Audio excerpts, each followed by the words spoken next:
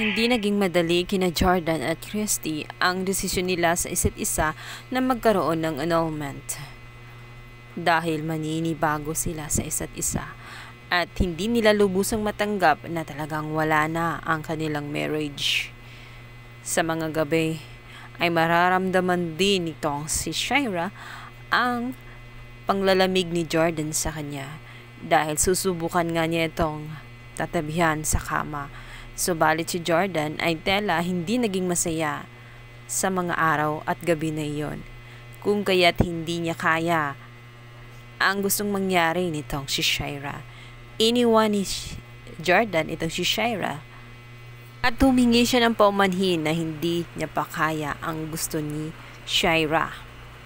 Nasampal sa katotohanan itong si Shira na kahit pa mawala si Christy sa kanilang pagsasama ay nananatili naman ang pagmamahal ni Jordan dito nga kay Christy, kung kaya't hindi rin maging madali sa kanya na maging masaya ng tuluyan ngayong wala na ang kanilang kasal.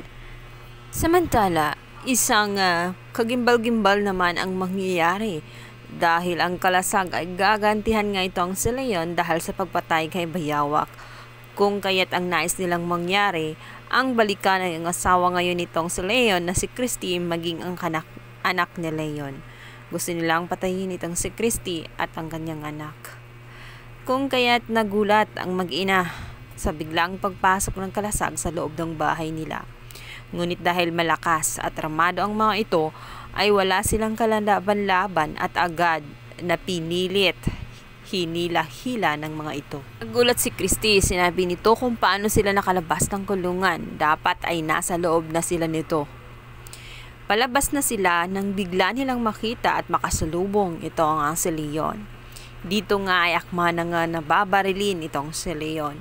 Tuluyan kaya ang mamaalam itong si Leon dito kay Christy?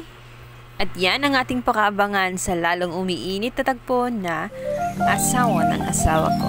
Please don't forget to like and subscribe my YouTube channel. Thank you. God bless. Bye.